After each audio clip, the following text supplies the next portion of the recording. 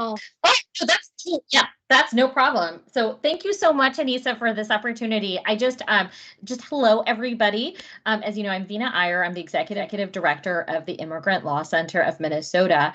And just because we do so much work with so many of you, I wanted to be sure to introduce a new member of our team who's on the management team at ILCM, and that's Sally Nankavel. She's our new director of finance and operations. And just want to toss it over to Sally so she can tell you a little bit about herself, but I think she'll be a wonderful, wonderful partner to all of you. She's already been a fantastic addition to our team. Thank you so much, Vina. Again, Sally Nankavel, and I just joined last week. I come from a nonprofit called Legal Corps, which was my immediate last job. And so I'm familiar with DEED, and I'm excited to be working with you all in this capacity with the ILCM. thank you. All right. So we're gonna go ahead and start. I think we have enough people, and I appreciate it if you can put your contact information. It's for networking purposes, since a lot of community members, leaders, and advocates for the community join us here, and we're on live through DEED's social media platforms. Once the meeting ends, we'll have a blog that will be loaded onto DEED's website, and it'll be available. The link will be available throughout our social media. Anybody that won't have access, I would love to share that, and any additional resources and information that might be needed from participants. Again, I thank you so much for joining us today. I hope all of you had a restful 4th of July. I was out of town last week, so I visited families and relatives out the East Coast and just got back. So it's been really great and refreshing to see everyone again here. So John, Stephen, John, am I saying your last name right?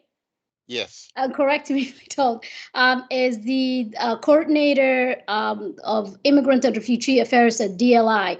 John had been involved a lot of work with the migrant workers at DLI for a very long time. He recently had overtaken as part of his role, and also continuing the role and work for migrant workers, which is something I'm really grateful for Commissioners Robertson selection. And he'll be moderating for us for DLI's speakers, and we're going to be discussing employment law, wage theft, and other resources DLI have. And then that will be for an hour, and then the other half an hour, Maureen Ramirez will be discussing about the grants that will be available at DEED and what the public needs to know. So John, I hand it over to you. Thank you. Thank you. Good afternoon, everyone. On behalf of Commissioner Rosalind Robertson, the leadership and staff of the Department of Labor and Industry, we thank you, Assistant Commissioner Haji Moomin, and the staff of DEED for providing us with this opportunity. As stated, our presentation today will focus on 3 areas of laws that my department enforces. These presentations will be made by staff from Labor Standards, by David Scovolt, for Osha by Brecca, and for Apprenticeship Minnesota by Leslie Philman and Laurent Latimer. Okay, we go to the next slide. As you can see, our department has a very simple but important mission and vision. It is important to note that all of our laws are enforced without regard to anyone's immigration status. Under our laws, everyone who is employed is covered by the department's laws and protected by the department's laws. Okay, next slide.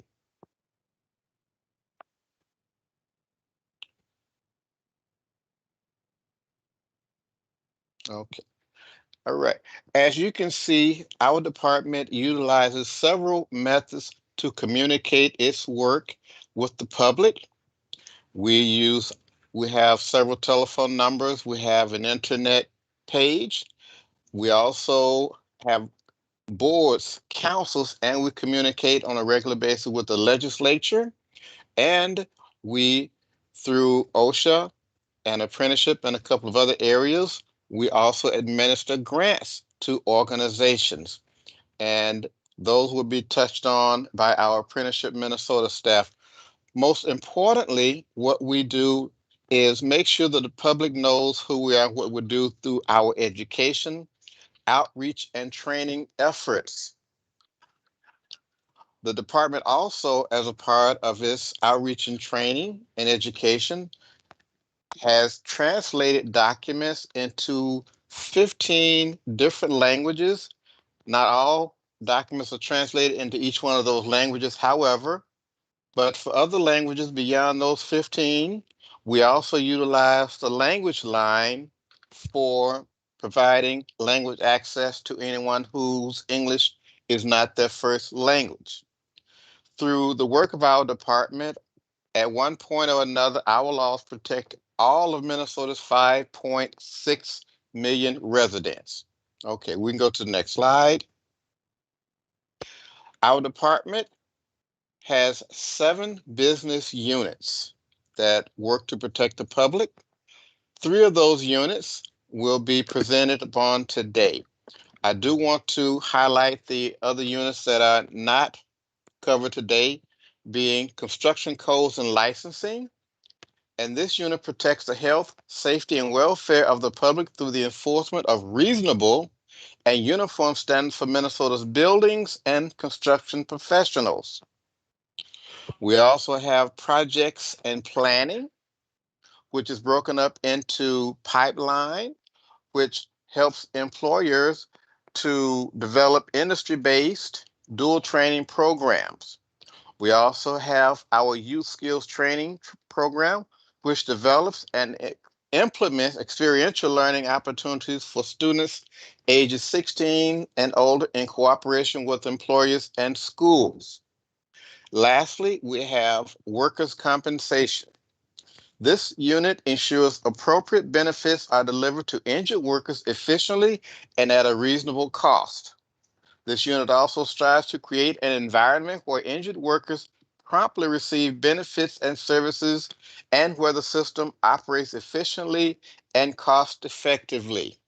Okay, we can move to the next slide. And with that, I turn it over to my colleague, David Scovolt. All right. Thank you, John. Got my camera on here, got my official DLI background. Good afternoon, everybody. Welcome. Thank you so much for the invite. The first thing I want to do when we talk about labor standards, and I'm going to have 15 minutes here, is just to talk about that there are many different agencies involved in labor standards in Minnesota. So it's not just it's not just a state thing, it's not just a federal thing. We also have the cities of Minneapolis, St. Paul, and Duluth involved.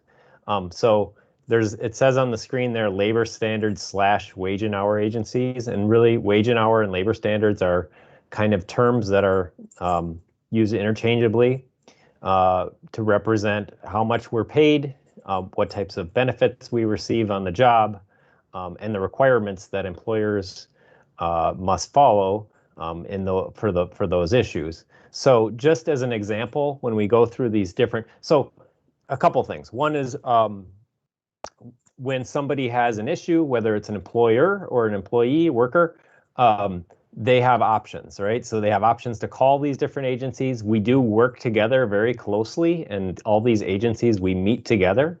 So first thing I want to say is that if you're ever interested or you're part of a group, this group of agencies gets together, makes presentations, does a lot of outreach and engagement activities together. The reason why we do that is because it can be complicated because of the different levels of, what law, do I need to follow if I'm an employer? Or if I work in this industry or I work in this city, what is the minimum wage? How does it work if it's a state or a federal or a city? The general rule of thumb is that the more protective the law is for that given wherever you're working, that's the law that's going to be required. So just as an example, an easy example is the Minneapolis minimum wage. So if somebody's working in Minneapolis, they're going to be paid the Minneapolis minimum wage, at least they need to be, right? And that minimum wage is higher than the state minimum wage. It's also higher than the federal minimum wage, which is still at $7.25 an hour on the federal level. But so there, it's, you just have to kind of navigate through all that, which can be difficult. We are a good resource to, DLI at Labor Standards as far as a first go-to if you have questions, and if it's a question that is more for a different agency, you can always contact, we can pass that on or try to help get that information. So, and there's just a little on the side there, we did some Google ads a year ago and we can see didn't get paid. So wage theft, we know the wage theft law was a big law that passed a few years ago. So we want to make sure that people do get paid what they are owed, what they should be paid. So we can go to the next slide. These are the main laws that are enforced by the Department of Labor and Industry. That first one, by Labor Standards at the Department of Labor and Industry. And the first one there, the Minnesota Fair Labor Standards Act, that's really the bedrock one. On the federal level, they call it the Fair Labor Standards Act, without Minnesota, of course. And the federal one was started in 1938, and that's part of that New Deal legislation that was, really transformative. And the Minnesota Fair Labor Standards Act has been around since the 1970s. And that governs how much the minimum wage. It also governs overtime. So those are really two really important things, right? If somebody is working over a certain number of hours, that they're paid time and a half, right? And that allows people, that encourages employers to not work people, too many hours. It also makes sure that people are rewarded when they are going above and beyond a certain number of hours. So it's allowing people to have time with their family. It's allowing people to, have that time for themselves. But if they do go above and beyond, that they are rewarded at time and a half for that. So an example of the federal law where it's different, on the federal level, it's after 40 hours. And that's what most people know is after 40 hours, it's overtime pay. But the state law is actually after 48 hours. So we're one of the only states with a different overtime law. But most businesses, most employers do fall under the federal law. So that's where it gets a little confusing. So for most Minnesota businesses, most Minnesota employers, overtime starts after 40 hours in a week, even though the state law is 48. It's because the federal law is more protective of workers, and that means that that's the one that employers need to follow. The Women's Economic Security Act relates to pregnancy accommodations that are required by employers. It relates to parental and pregnancy leave. Of course, we don't have paid pregnancy or parental leave that's required on a statewide level.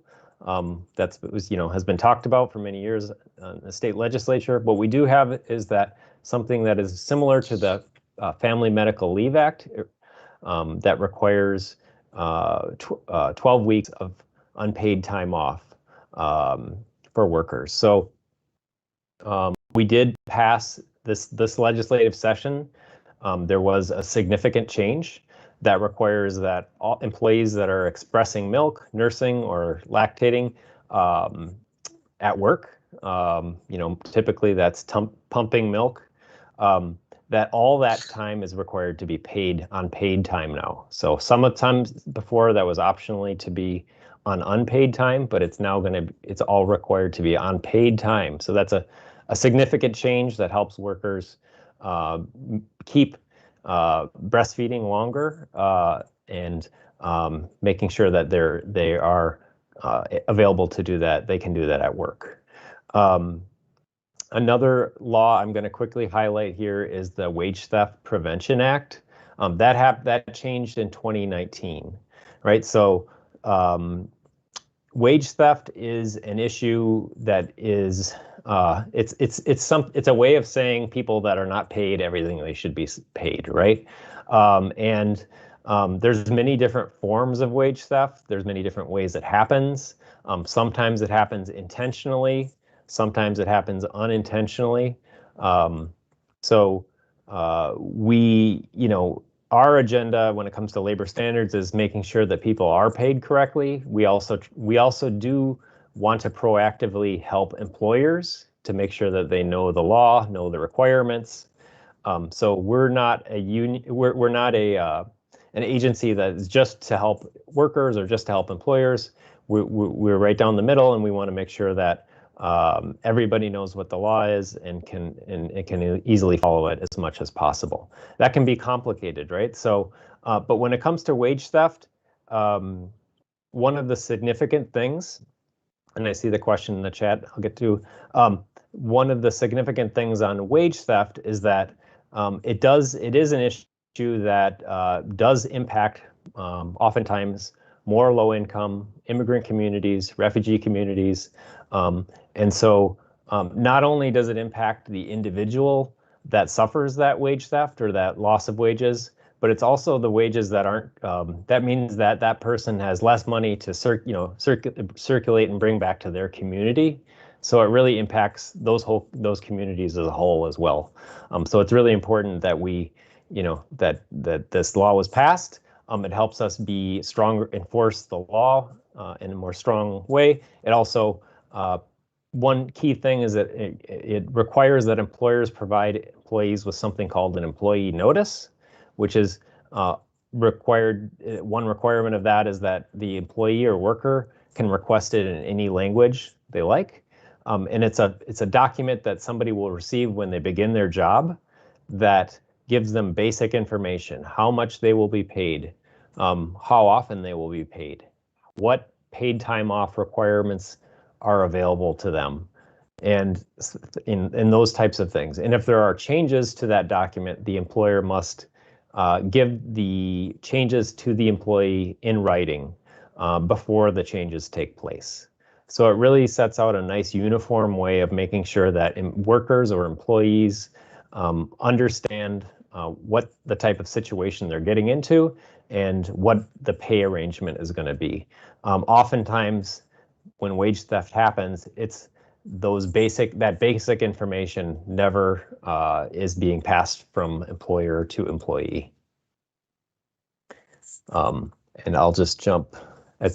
Okay, go to that question, and then I'm going to go to the question from Northfield. Talk about undocumented workers' rights. Good question. When it comes to immigration status, we are, I think my coworkers will say the same thing from the other divisions. Immigration status is not something that we ask for. It is not something that we, ever record as a type of information. We are very focused on if a worker is working in Minnesota, if an employer is an employer in Minnesota, then they're of interest to us, but their immigration status is not something that we're interested in whatsoever.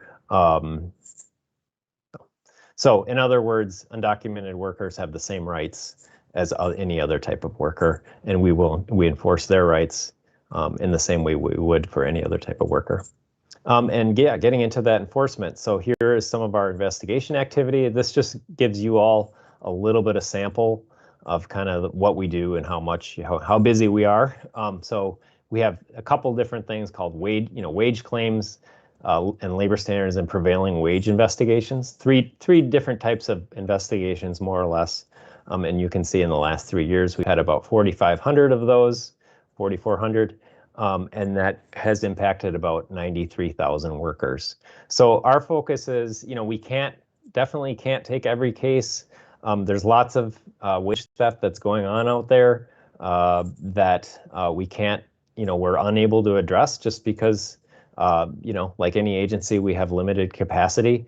But we do try to focus on cases or situations that can have a broader impact, that can help an industry move from common violations to kind of cleaning up some mistakes that go on. So I think the next slide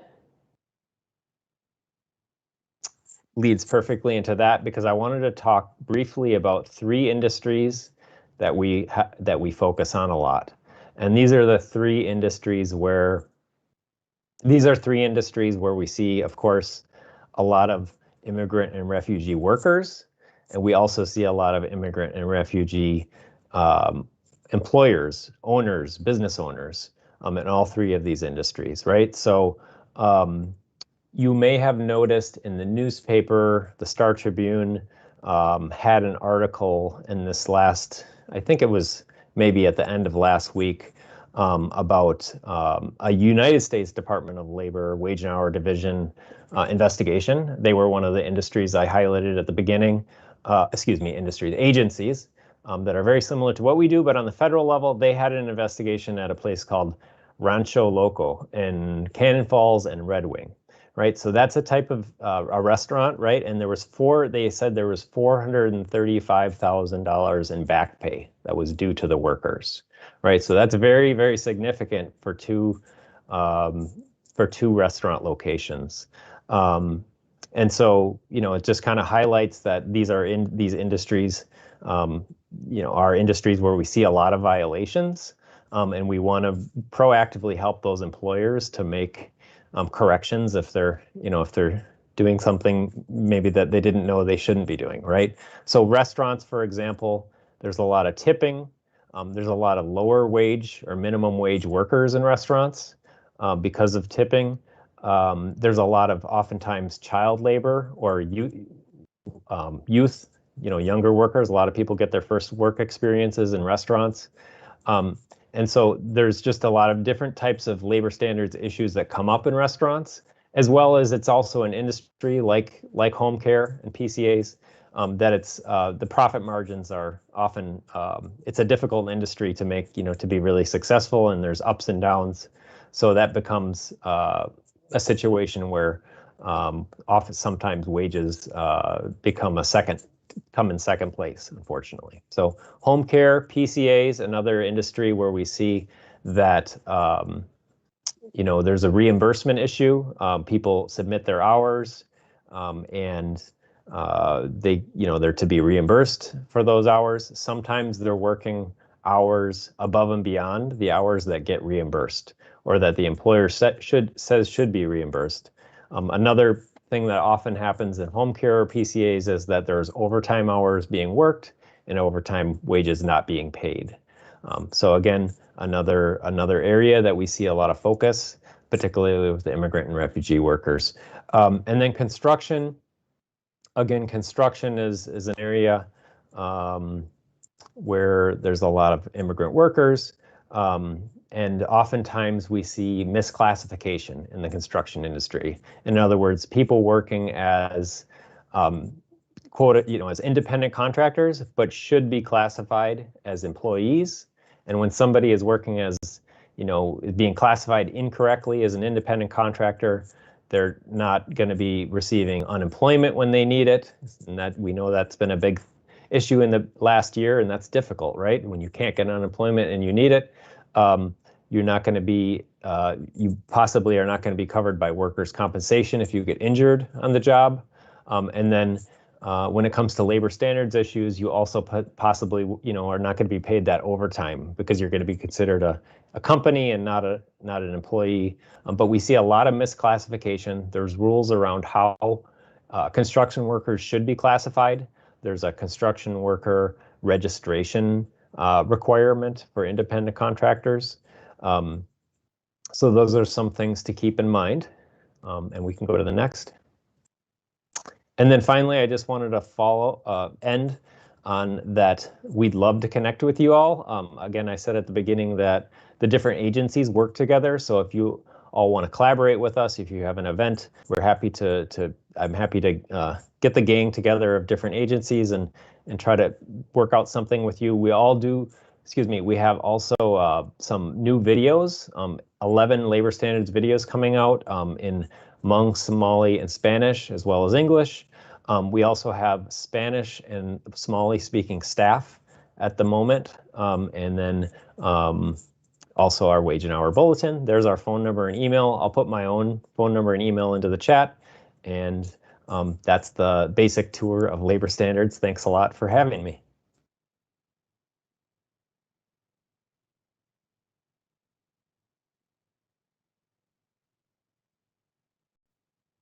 Thank you, Dave.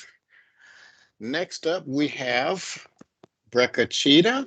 who is a consultant with Minnesota OSHA's Workplace Safety Consultation Division, and she will give an overview of both OSHA compliance and workplace consultation services.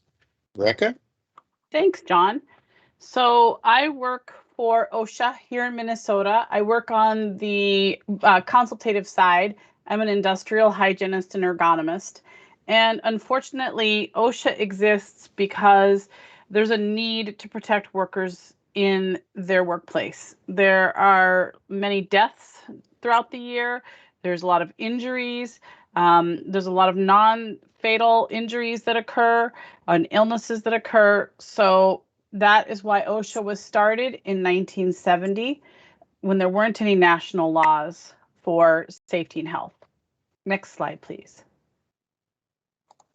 OSHA stands for the Occupational Safety and Health Administration. We do love our acronyms and we'll use one whenever we can.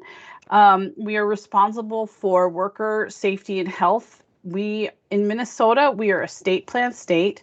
That means that our OSHA approved workplace safety and health program are operated by the state of Minnesota. We're monitored by federal OSHA, and we have to be at least as effective as federal OSHA in protecting workers and in preventing work-related injuries, illnesses, and deaths. Next slide, please. Minnesota OSHA has adopted all of the federal standards for general industry and construction. We also have additional statutes and rules that Minnesota employers must comply with. There are two arms of OSHA in Minnesota, like I talked about, the compliance side and the consultation side, also called workplace safety consultation. And we'll talk more about consultation in just a little bit. Next slide, please. You as an employee have rights under OSHA. You have the right to a safe and healthful workplace. You have a right to know about what you're working with. You get to know what injuries or illnesses are occurring in your workplace. You can file complaints.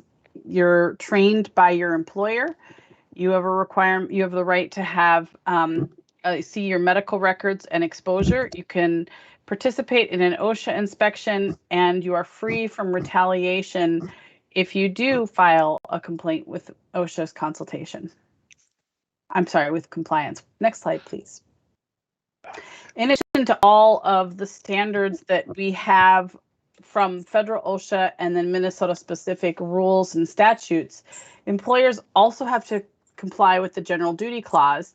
And you can see the federal general duty clause as the section 5A1 of the act. Minnesota has a Minnesota specific general duty clause, which requires employers to keep their workplaces free of serious recognized hazards. And it's generally the citation we use when there is no specific OSHA standard, statute, or rule that applies to the hazard. Next slide, please. You can bring up safety and health issues to your employer and are protected when you do so. We like for you to talk with your employer if you have concerns, to identify them with the employer so that they can correct these things. Next slide, please. Employers are required to provide training to workers for many reasons. There are OSHA standards that require employers to provide this training, and not providing the training is a violation.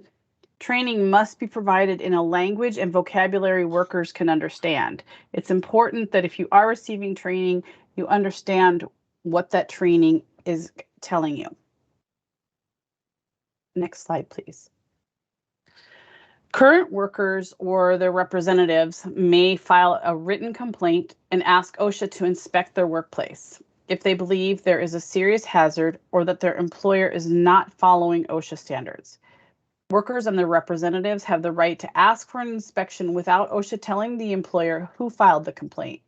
It is a violation of the OSHA Act for an employer to fire, demote, transfer, or in any way retaliate against a worker for filing a complaint or using other OSHA rights. Written signed complaints submitted to OSHA area offices are more likely to result in an on-site inspection. Most online or unsigned complaints are resolved informally over the phone with the employer or can be handled through a letter. Next slide. When an OSHA compliance officer visits your workplace, they have the right to speak to you privately, and you have the right to speak to them privately. You do not have to tell your employer what you talked about. This information will be kept confidential. The information that the compliance officer receives in these conversations may be used to support OSHA citations. Next slide, please. If you feel you're being retaliated against because you're asking questions or reporting safety or health concerns, you can contact the Minnesota Department of Labor and Industry Discrimination Unit. We'll talk about how to contact them in a few slides. Next slide, please.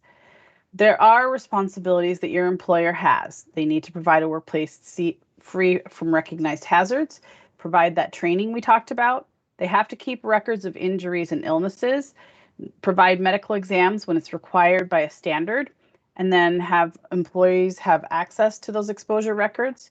They cannot discriminate against workers who exercise their rights. If they do have a OSHA inspection, they are to post the citations and any corrections that they are making, and they have to provide and pay for personal protective equipment. There's our acronym again, PPE. How are OSHA inspections conducted? OSHA compliance officers conduct inspections by visiting the workplace without letting anyone know they are coming. They do need to inform the employer about why they are there. For example, if they are at the workplace because of a complaint, but are prohibited from revealing any information about who filed the complaint. The inspection priority for OSHA has been categorized, and their inspection priorities make sure that the most serious types of inspections are conducted first. These inspections take priority over the other categories in this order. High hazard industries like construction and manufacturing are always a focus. So those imminent danger, where there's a reasonable certainty that an individual may be killed or injured, are inspected first, followed with the catastrophe and fatality. That is, someone has already passed away, or there's someone that's been sent to the hospital, and then it goes to complaints. And then the programmed inspections are the ones that are in the high hazard industries. OSHA also has a hierarchy of citations and penalties that they use to cite employers. Serious violations are used when there's a substantial probability that death or serious physical harm could result. They are also accompanied with fines. There are penalties associated with these, and the employer is required to correct those hazards. Next slide, please.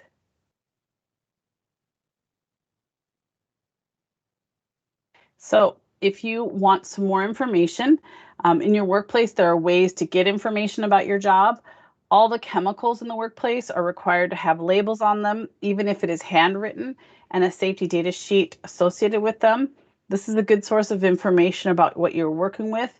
Any written material your employer has provided can be helpful. If you have any standard operating procedures, if you have any employee information when you're taking the job, asking questions is always encouraged and a good way to get information.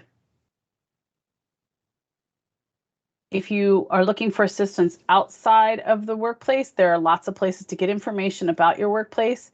One of the easiest ways to get that information is to call Minnesota OSHA Compliance or to call Workplace Safety Consultation. We're always happy to answer any of your questions. If you happen to call any of the other units, they will make sure that they get you directed to the right group to ask those questions. You can also talk to doctors, nurses, or other healthcare providers, and you can look at Federal OSHA's website, and you can also call Federal OSHA if you have questions. Next slide, please. If you do need to file a complaint, you may contact Minnesota OSHA Compliance directly. Here's the Minnesota OSHA Compliance filing a complaint webpage. You can get here by visiting the Minnesota Department of Labor webpage, and I will go through that in the next slide. When you are on the Minnesota Department of Labor webpage, if you select the Safety and Health at Work tab, it will take you to this page on the right. Through this page, you can access lots of information from Minnesota OSHA, both compliance and consultation. It will list upcoming trainings that we are conducting, any seminars that are being put out. We do record keeping training, and it also talks about the different standards and statutes that are there. Next slide, please. This is Minnesota OSHA Consultation. This is the group that I work for. We are free to employers in the state of Minnesota, and we are there at the invitation of the employer. We assist with OSHA compliance. Most of us are former compliance officers, and we come in and help. The goal is to protect employees. So it is the same goal as compliance, but we are not penalizing anyone. We are there to work with the employer to get them to a place where they are complying with the OSHA standards they're required to comply with and protecting their employees. Next slide, please. We have multiple different consultants. We have safety and health consultants. So if you are requesting assistance, a safety consultant is really looking at some of those physical hazards. They're going to work towards compliance with complying with those state and federal regulations. If you're having an industrial hygienist such as myself, we're looking at unhealthy workplace exposures. So we are looking at things that you might breathe in or chemicals that you might be exposed to. We're trying to anticipate any kind of hazard that may come up or an adverse reaction to something you're working with. And then we're using professional judgment. We'll also do some sampling for looking at ways of controlling things. We also, within these types of consultants, we have a safety consultant who is a workplace violence expert. So she's very well-versed in all things workplace violence and can help businesses with that.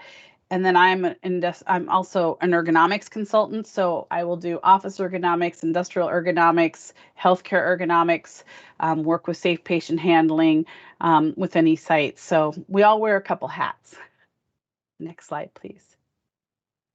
So again, we're trying to help your employer recognize those hazards in the workplace, to anticipate them and put some controls in place so that employees don't get injured. We'll try to help with where you can get some more resources. When we do an on-site visit, we provide a report summarizing our findings. We will work with employers year in, year out. We'll do training, we'll do presentations, we'll do education on things, and then we'll look and see if the company is, doing such a great job that they need to be recommended for our MinStar or MinSharp programs.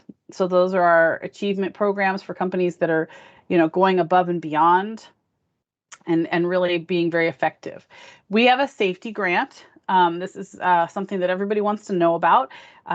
Consultation does administer the safety grant. It's $10,000 matching funds for qualifying employers, and it's for projects that reduce the risk of injury and illness to employees. So that covers a lot of things.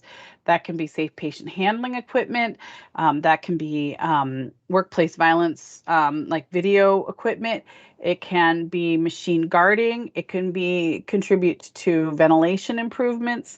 So there's a lot of things that grant can be used to improve in aspects of your workplace. There are some limitations on it. So I have put, if you go to that page that I showed with OSHA compliance, the grant page is on there. It'll come up as the Minnesota OSHA Workplace Safety Consultation Grant Program. So, and we're happy to help anyone who wants to apply for that. Thank you. And thank you, Brecca. And we are now at our last presentation from Apprenticeship Minnesota. And looking at the clock, we have about 18 minutes left. So I'm asking if Laurent and Leslie could honor that time frame. But the entire slide presentation that we sent over will be made available. So if it's something you missed, you can see it as a part of the blog. With that, thank you. Leslie, Laurent. Good afternoon, everybody. Thank you very much for having us. Thank you for your interest in all the things we do at the Department of Labor and Industry, and in particular, your interest in registered apprenticeship. My name is Laurent Latimer, Senior Field Rep for the department, along with my partner in success, Leslie Philman. We are responsible for promoting and developing, emphasis on development, because we do a lot of work for businesses to make this apprenticeship come to pass. But we're responsible for promoting and developing apprenticeship in high growth sectors, advanced manufacturing, agriculture, healthcare, IT, transportation, and we're expanding that umbrella every day as employers express more interest in bringing on additional occupations. Next slide, Leslie. Yeah, thank you, and good afternoon again, everyone. So the Apprenticeship Minnesota, which is the registered apprenticeship division of the Department of Labor, part of our work and how we actually develop these programs and get them and running and into the workforce is by building partnerships. So we partner with many different organizations. Namely, if you look at the Minnesota workforce strategy, we partner with many different divisions of DEED. They're a large partner of ours, but we partner with other agencies as well, community-based organizations. Again, many different groups, especially career force centers and other workforce agencies. Of course, businesses, they're really the owners of those apprenticeship programs. So we do a lot of outreach to businesses and business organizations, industry organizations as well, and we partner with Minnesota State as well as other training providers to provide some of the related instruction, which we will talk about in just a moment. Next slide, please. So just a quick look at some of the myths that we encounter as we've traveled the state, and now we're doing a lot of these virtual presentations. But registered apprenticeship programs are generally only in Minnesota's metropolitan area. And as you've heard me talk about traveling the state, no, registered apprenticeship is operating very successfully throughout every sector or aspect of the state. Another myth that we've encountered as we have been on doing our road show, as we call it, is that registered apprenticeship programs are only in the construction trades. And rightly so, that is where a lot of the apprenticeship programs started. They really did create that framework for programs. But as Laurent mentioned earlier, we have been expanding into many other industries outside of the construction and building trades. This is a model that works for many different industries. How about this one, Leslie? Registered apprenticeship programs are only for large companies. Well, they work, registered apprenticeship concept really is just a training model. It works great for large companies because it allows them to have a uniform and consistent way of onboarding and upskilling their folks, but it's equally great for small companies and even, I'll just say small companies, because it really allows you to capture that knowledge before it walks out the door, or build your bench, if you will. Here's another big one. Registered apprentices will get trained and then leave their employer. We have actually found the opposite. Because of the investment that the employers are making in the apprentices, we have found a higher level of commitment to the organization. Registered apprenticeship programs have been a proven method to not only recruit and train employees, but also to retain them. Mm-hmm. And then lastly, all registered apprenticeship programs involve unions.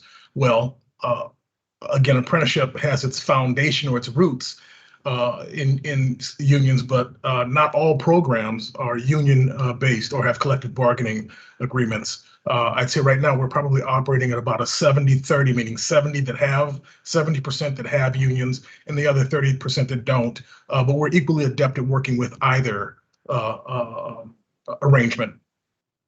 Next slide, please. And just to touch on some of the benefits, quickly touch on some of the benefits of registered apprenticeship. If you're an employer out there, a community-based organization, and if you're a job seeker, hopefully this slide really captures your attention. Leslie and I traveled the entire state, and we always hear the idea that Laurent and Leslie, we can't find workers. Well, apprenticeship is one great way for you to build, shape, or better yet, grow your own workforce. It creates a new skilled worker pipeline. You are able to hire folks that don't necessarily have all of the qualifications because you've got a very intentional model to move forward and upskill and train them. Of course, workers produce as they train. They're hired to your interview and selection standards. And so, you know, again, being very intentional, you're able to move them more efficiently and effectively through their training program. Improve productivity. A lot of incumbent workers are being impacted by the key learnings that some of the newer apprentices are experiencing. Leslie talked about this reduced employee turnover. Mentorship is a requisite of registered apprenticeship, and we know that relationships drive retention, and so that's been a very, very surprising and very great offshoot of a lot of the programs that we've developed here in Minnesota. Again, I talked about this, the importance of retaining and transferring the knowledge before it walks out the door. And then there's tremendous employer incentives to bring veterans on board. Financial incentive. Leslie? Yeah, so thanks, Laurent. A few benefits also are for the apprentices themselves. From day one, the apprentice is working. They are earning a livable wage with the employer. They have comprehensive job training in that they are getting those on the job training skills. They're learning the skills, competencies, requirements of that occupation. Safety instruction. We are the Department of Labor and Industry, so safety is a big part of what we do. And even in training our employees, we want to make sure that they're trained in a safe fashion. Their wages.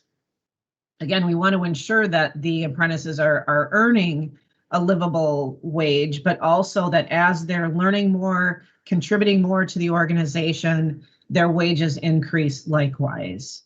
Again, they're mastering those in-demand skills because it's tied with what we call related instruction, which is continued education. At the end of their training program, they're earning a nationally recognized credential. So even through the continued education, if they're earning some sort of credentialed learning, certifications, degrees, whatever, they're also earning a national recognized credential, very much on par with earning a degree, a college degree, but they get that hands-on experience as well. And again, for our veterans, individuals transitioning out of the military, they can also utilize their GI benefits for registered apprenticeship programs. All of this, again, to ensure that we are really creating a pathway to excellent jobs and a career. Next slide, please. So what is apprenticeship? I just think we should sum it up with 3 words: learn, work, earn. Time-tested model to recruit, train, and retain, emphasis added there, a highly skilled workforce. And these are the components of an apprenticeship program. It starts with employment from day one. If you're 18 years of age or older, if you are going to be working 40 hours full-time, or from a labor standards perspective, maybe 32 hours per week. And if you're benefits eligible, you've crossed the first threshold.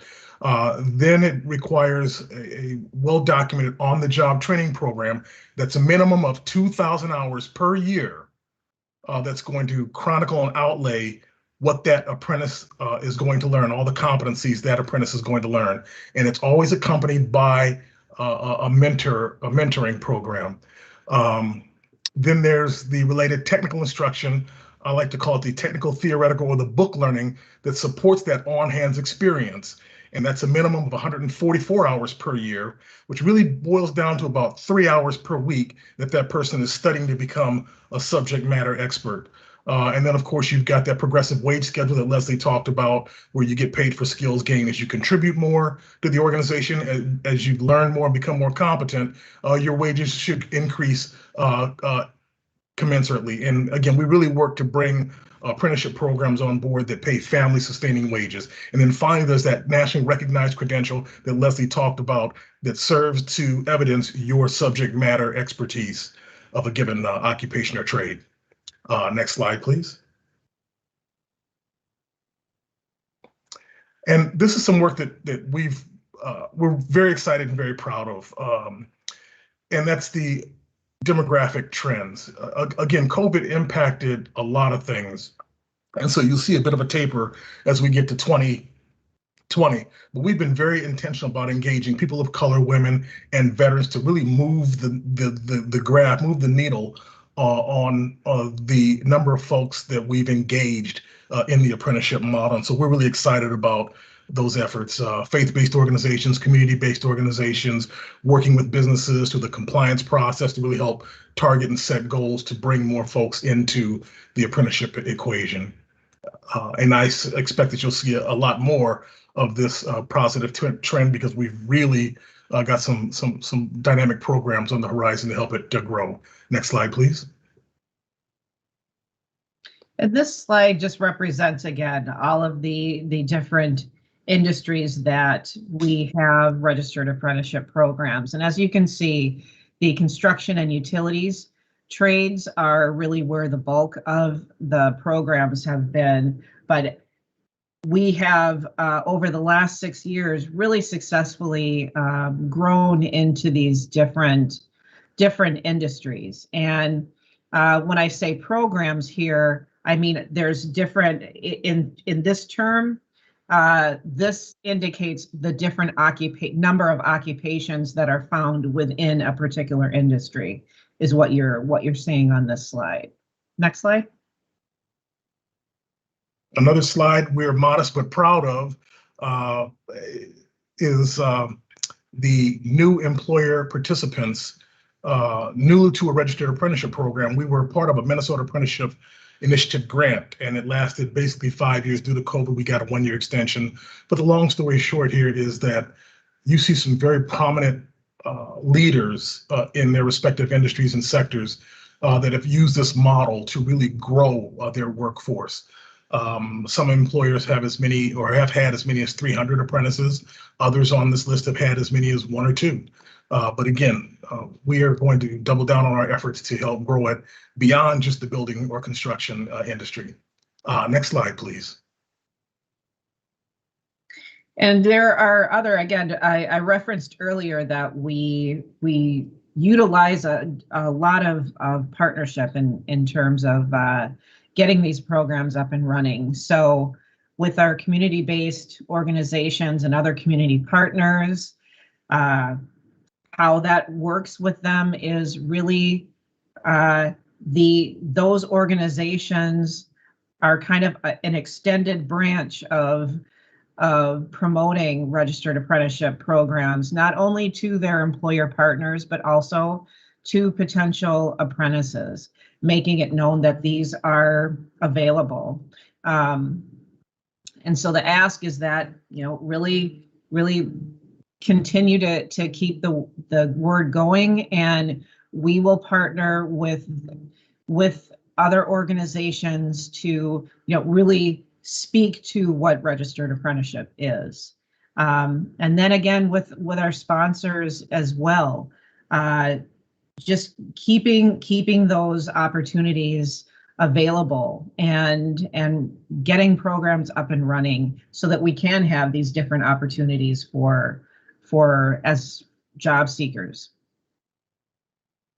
Next slide. Well, our time is up. We certainly thank you very much for yours. These slides, again, will be made available. And we encourage everyone, be you a job career seeker, community-based organization, employer, or intermediary from Minnesota State, reach out to us, and we'll really put forth every effort to work hand in hand with you to make make apprenticeship part of your profile. Thank you very much. Yeah, thank you. Thank you, Leslie. Thank you, Brecca. Thank you, Dave, for your presentation and your time. Before we turn it back over to Assistant Commissioner Haji Moomin, are there any questions? We can take them live, or you can put them in the chat. If we are unable to answer your question today, please leave your email address and we will follow up with an answer to any questions, any concerns, or any requests that you might have. Again, thank you to this team, and it is back to you, Assistant Commissioner. Thank you so much, John, and thank you, all of you that spoke. It's been really very informative, and I see we've got about 2 minutes more, so Lillian has her hand up. Lillian, go ahead and shoot away your question. Thank you. Hi, AC and Nisa, it's good to see you again. And thank you, my friend John from DOL. My question about the apprentices is, do apprentices get the same benefits? If you covered it in your presentation, I apologize. The same benefits as full-time regular employees, and how long do these typically last? And a range, would it go for more than 10 years, or and is that regulated, or is that more on a depending on the type of job that they're training on? Yeah, thanks for your question. The apprentices do get benefits. They are considered full employees, so whatever is available to employees, the apprentices would likewise be eligible for those benefits as well. And in terms of the length of the program, that will really depend on the occupation. There are, if you look in the manufacturing side, healthcare, those programs are going to be anywhere from 1 to 3 years. When you get into the construction and building trades, those could be upwards of 4 and 5 years. So it really does depend on the occupation. Laurent, did you have anything else to share? Covered perfectly. I do not. So much. And I also see Sam Mwangi has his hand up. Sam, go ahead, please.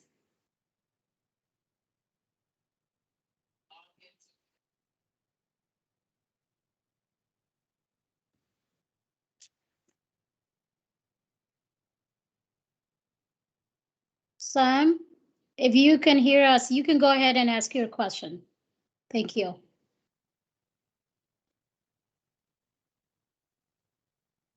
I think it's good. Yes, can you hear me? Yeah, we can. Thank you. Oh, yes. Okay, let me just jump into the question. I'm looking for, I talked about registered apprentice program. Is there a program for executive directors or community leaders? My biggest challenge has been to write grants for programs for the community and for my foundation. So how do we partner, and are there those kind of programs for the leaders for the grant programs, and how to write grants and how to navigate? So that's my question. Yeah, so there are we don't have any programs currently for directors, but we can develop those kind of programs. That's exactly what we do. Our development process is really simply reaching out to us. Just make the phone call, and we start. If we don't in Minnesota have a program We look to the U.S. Department of Labor, and in the event that they don't have an existing program, then we start from scratch. We start from a job description and build from there. And over a series of few 30-minute conversations, we can have a program up and running within 30 to 60 days. So and we really work to take the heavy lifting off of the employer, and we partner with you to get those programs up and running. Laurent, anything to add? Yeah, I would just say that keep all of the occupations on the table, because any job that lends itself to a minimum of 1 year of supervised on-the-job training could theoretically be a program. And then if there are those occupations that have, let's say, a higher level of initiative, meaning they're not as supervised, Leslie and I can really work to find related instruction that might support it, or other things. So when Leslie talks about doing the heavy lifting, we really do a real comprehensive job of working on behalf of the business to build and memorialize their best practices for a given occupation. Laurent and Leslie, thank you so much. Sam talked about is a barrier or a challenge that many organizational leaders face. And many times, especially within the immigrant and refugee communities in Minnesota, they, because of lack of these skills or trying to find the time to balance working and managing the organization and still providing for their families, they miss a lot of opportunities. So I'll follow up to have more conversation on how we can help these communities, because Sam is one of the immigrant farmers and is doing a lot of work in the community, but it seems there are a lot of support needed. So we'll discuss further. I see we're 4 minutes to the 4 o'clock time, and Florence Wanda has her hand up, and that's anybody that has any more questions, please type up or email me, and we'll discuss further and have John reach out to you, or I'll share the answers once I get them. That way, so we can wrap up with DLI's team, resources of support, and presentations, and move on to Maureen Ramirez. Florence, go ahead, please. Yes, thank you so much. Thank you for all that presented. Really great information. My question again is still the apprentice program. I wanted to ask if there's a way, if there's anything in place. We're talking about our immigrant community, people that left their country and they're here with the great qualifications. Is there something in place to assimilate them to a U.S. employer that is looking Wanda, you're going in and out. Are you there? for them to do, because people have different way, employers have these or different. Yeah, I'm here. Can you hear me? Yeah, now we can. Thank you. Right. I don't know which part you guys didn't hear, but my question was, do we have an apprentice program for immigrants that just entered this country and looking for a job, and they qualify to work, have the immigration papers, but the procedure of the U.S. employer is quite different from what they know. So an apprentice program to bridge the gap from what they know, where they were, and knowing your procedure in United States, I think is something that will help bridge that gap when people just move here and they have their paperwork to get a job, but they can't get a job because an employer is thinking that they don't know what to do, they don't know procedure, they don't know what they need. So I'm just asking, do you have something in place that can bridge that gap? Just to quickly address that, so the employer owns the apprenticeship program. However, we do partner with community-based organizations which could provide some of those services to immigrants that are looking for these opportunities. But we can talk again. We can provide a little more information at another time. Wanda, Florence, this is an ongoing issues that we're often talking about here at the a deed at the a Department of Agriculture, where they did presentation for immigrant farmers and migrant workers and other opportunities available to the communities. But there are a lot of challenges that we oftentimes as service providers do not know. And hearing from community leaders like yourself and Sam, for example, are a great way to really collect this information, and then we can come back together and discuss on finding solutions for this. But I believe this conversation will continue in the future, so that way we can help our newcomers find the pathway to success, whether employment, education, or any other way to be able to be citizens that are contributing to our economy and finding ways to be part of the communities. Thank you. So now we're going to move on to Maureen Ramirez. Maureen, I see that your, let's see, screen is a bit unclear, but still I'm going to share the slides on my end. So let me know when to go next, please. Okay, and you let me know if you can you hear me? Yeah, it's a kind of a, there's just, it's a little shaky, but I think, let's see now if I can hear you well. Okay. Yeah, now I think it's okay, but can you see my screen? Or if not, if you have it on your end, then I can just go whichever slide that you want me to. Let me know.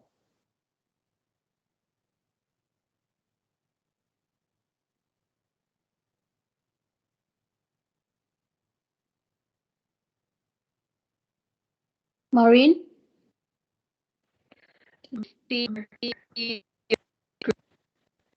Oh, you're going in and out. Not really.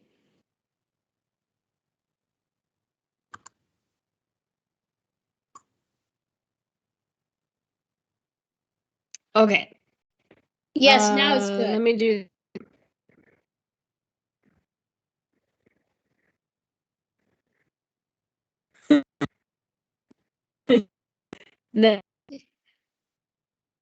Now.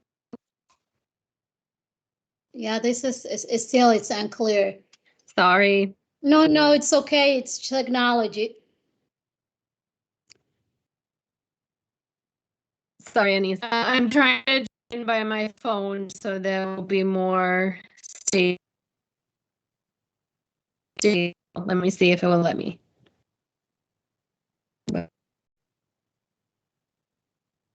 Oh, here.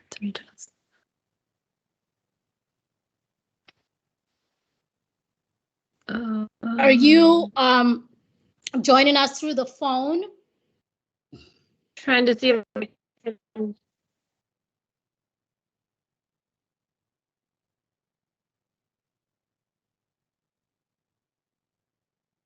I was trying to join by phone, but I can't find the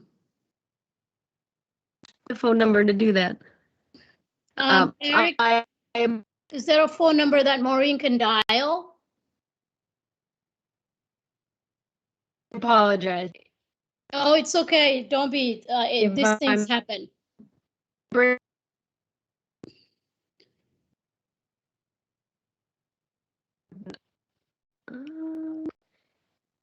Yeah, it's not. Let me try rejoining. If you can give me one more minute. You're clear now, Maureen. Am I okay? Yeah. Should I talk fast? Okay. No, it's good now. Let's try this. So this is good. Okay, so let me reshare the screen. Okay. Because I was thinking I could sorry, probably... folks. Oh, no, it's okay. Okay. Can you see my screen now? Yes, I can. Great. Okay. You just tell me when it stops being clear. But hi, everyone, and my name's Maureen Ramirez. I know Anissa just got back from a vacation, and you guys, I think that's the longest I've gone not talking to her since she started at Deed. So welcome back, Anissa. It's nice to have you. We've had about a year working together, and I have enjoyed it. So I want to share a couple things of information for you. First, I want to talk about at the end of your last discussion about foreign workers and how to be included or assimilated into U.S. workplace cultures and even licensing and certifications. There was a little bit of funding passed in the legislature just at the end of June that things were more specific about foreign workers and certifications and helping people into, I'm sure you know about those, right? People trained as a nurse in one country, but they come here and can't. It's not an easy way to get in to be able to do those things here. And so I don't know yet what those programs or how that funding will be distributed, but it is something that Anissa and I can both follow up on and could be part of a conversation and something potentially pretty exciting.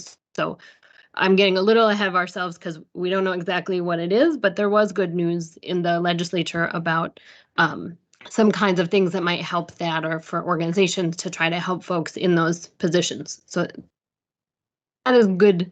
That is good news. It is early and we don't know exactly what it is, but it's good news.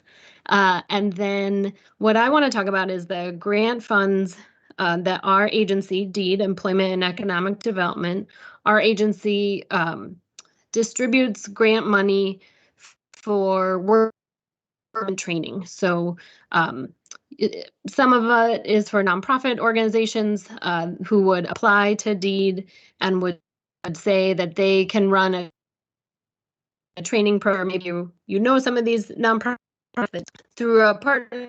The state distributes the money, and the nonprofit then can run the training program, and then people come and get trained, and then they get jobs. And we do that for adults, and we do that for youth. And we're starting out that grant making program now for this year, starting this month and next month. And so our goals in our grant making, and we're talking about our workforce development grant, adults and youth. We've been making some changes. We've been trying to get faster so that the state gets the money out the door sooner so that nonprofits can start their programs sooner. We've been using a defined scoring system so that there's criteria, and so there's a score sheet and a way that we go through and read all those proposals that come in. And all our grant applicants will get a letter telling them their decision. But I'm here to talk about this part of the grant making, which is that we are inviting and recruiting external community folks, so people like all of you, to be readers and reviewers for us while we're in this decision-making process. So as Sam was just talking about, right? Nonprofits write the grants, and then our agency reviews all those grants and makes decisions about who to give the funding to. And it's our interest, what we want to do is invite more people into that review process so that we have a little more transparency, we have more community voices, we have more folks more familiar with workforce or training to be part of that review process. So that's what I'm here to talk about. So next slide. This is what we were thinking of as the grants that would come out. So I said we do youth grants. These are other kind of the workforce training for adults. Some are a little more specific and some are a little more general. And so you don't have to be an expert in what these each of these programs do, but just to know we have a variety of different workforce grants. And each of these grants, plus maybe a couple others that just got added in as the legislature just finished last week.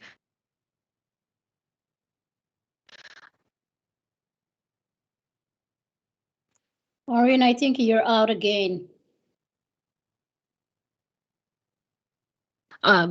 We'll all have the nonprofits.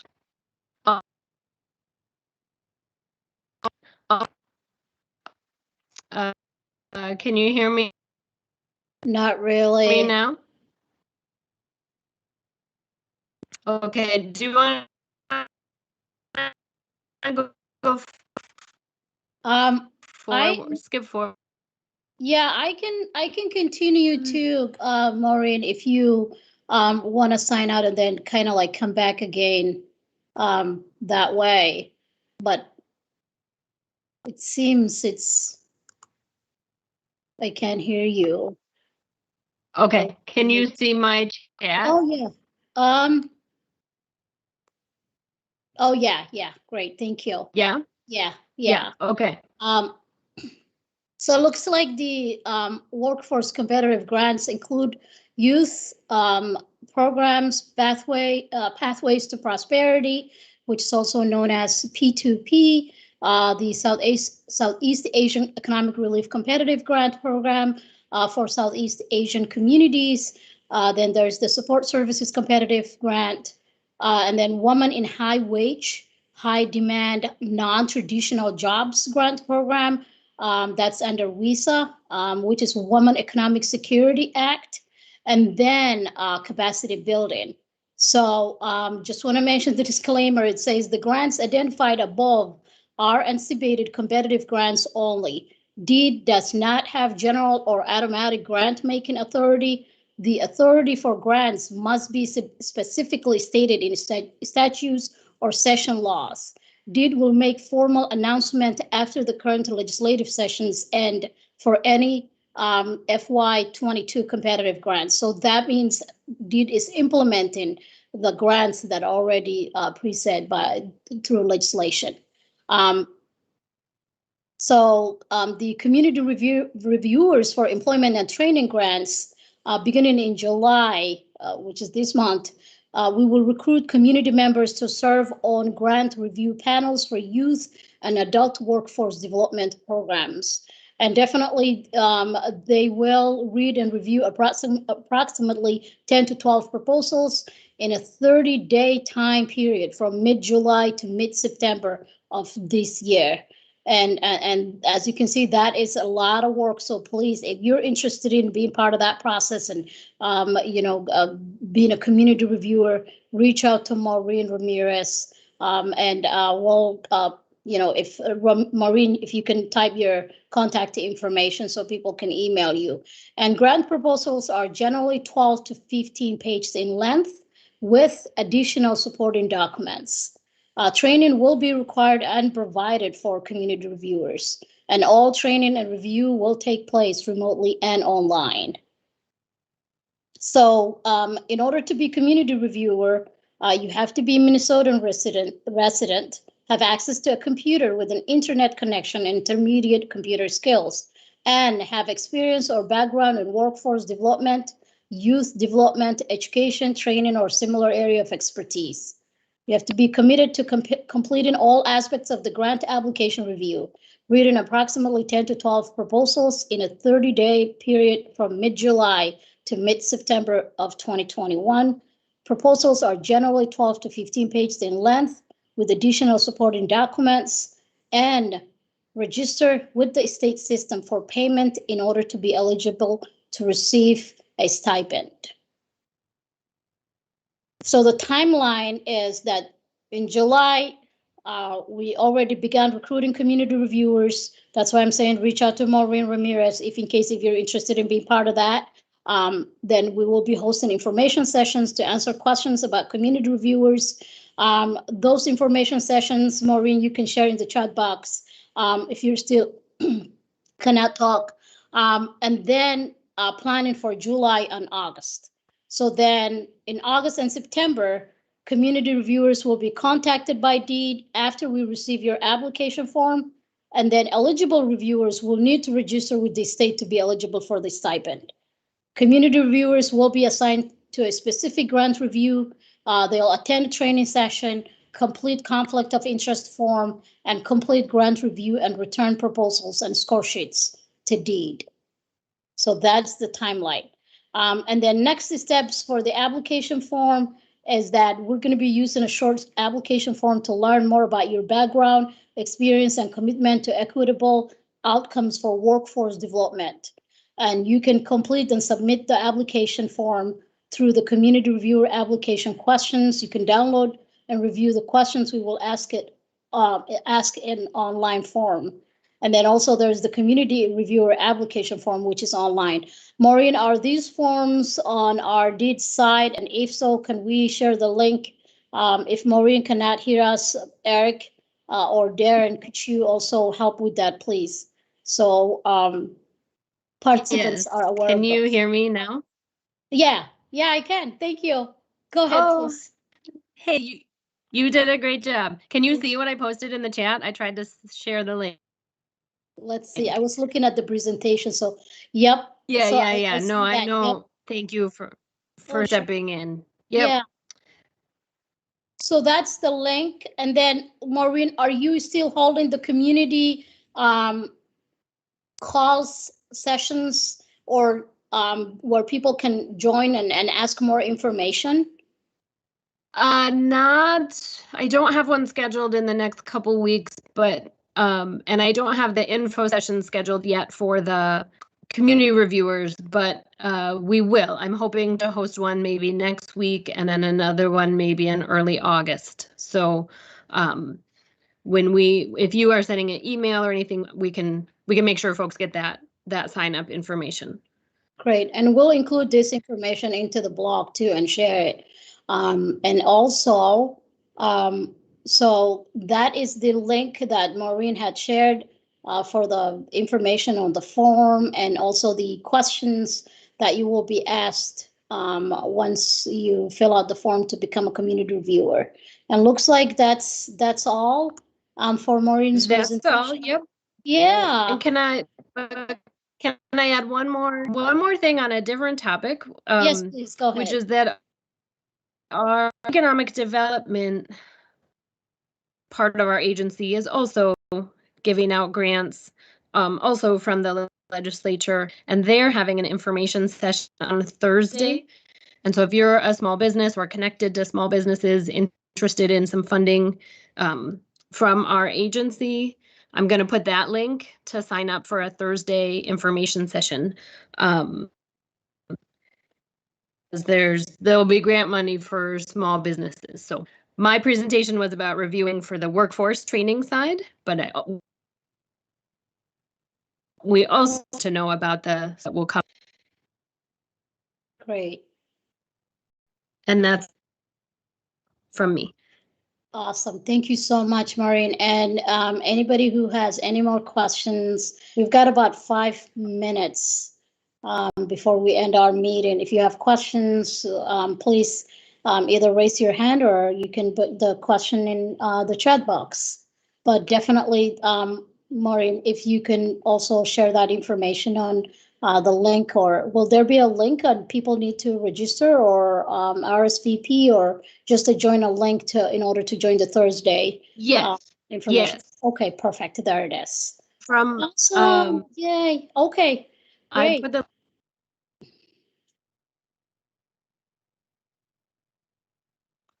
But if folks can hear me, I'm happy to answer any questions. But Thursday, you can sign up for the link from our blog there. It talks about the small business relief grants, economic revitalization grants, emerging entrepreneur loan program, and a few things. So a lot of activity from our agency this summer, and we'd love to keep you connected. Thank you so much. Looks like I do not see any. Okay, so Florence said, I would like to be a community viewer. Okay, so, and let's see here. I'm trying to find that. That's the first link that you provided. Oh, the community reviewers. Okay. Yeah. Florence, that you want to email Maureen, and then actually you could also go on to that link that she shared and fill out the form, and we'll. Oh yeah, Eric had shared the link for that. So this is great. And please share the that and then just spread the word so that way anybody who's interested in can take advantage of. I see Sam has his hand up. Sam, go ahead, please. Yeah, I have two questions. The first question is also myself. I'd like to be a reviewer also because I want to learn. The second question is about Osha. I don't know if there's anybody from Osha here could take this question. This is in regard to our, especially men in our community. Most men they work 40 hours and 40 hours.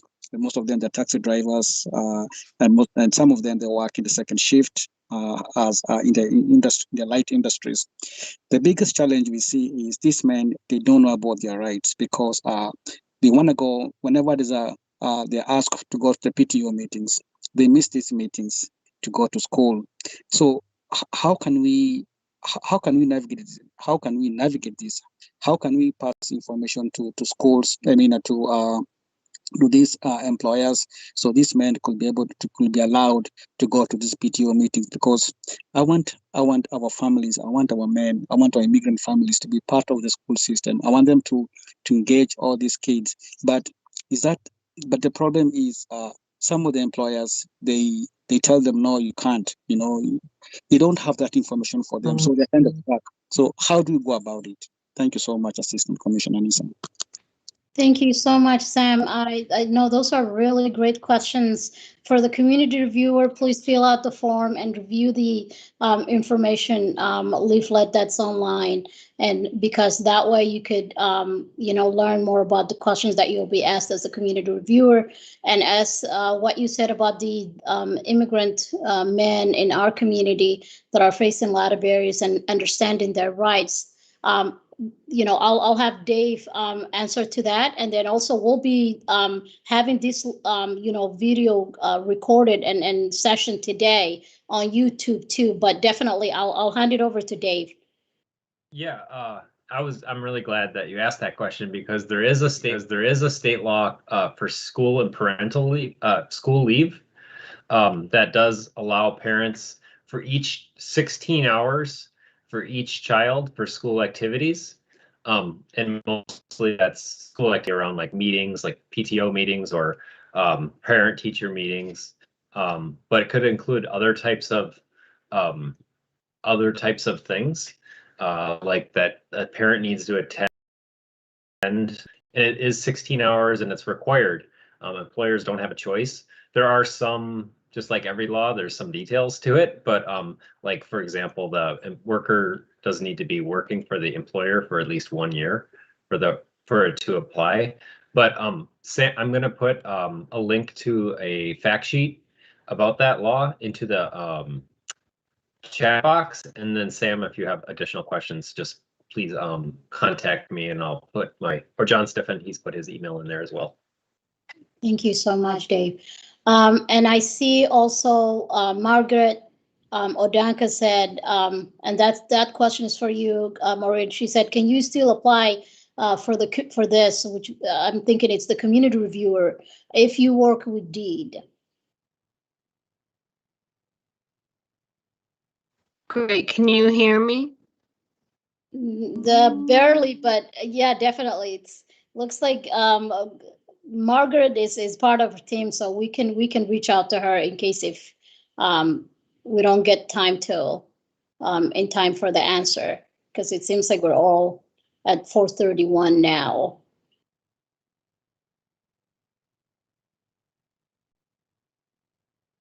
Perfect. And looks like Dave shared the link.